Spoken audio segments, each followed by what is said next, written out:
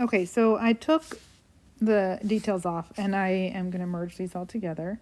But I wanted you to see that, like, I didn't like the shape of this glass when I started. It was like short and fat and very strange.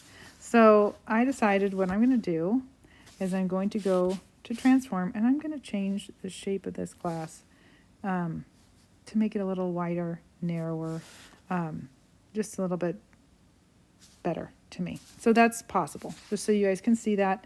And then because I can see so much at the top of the glass, I think this glass needs to be farther down in my composition, like we're looking down at it. So know that you will have to put a picture and other objects in this still life.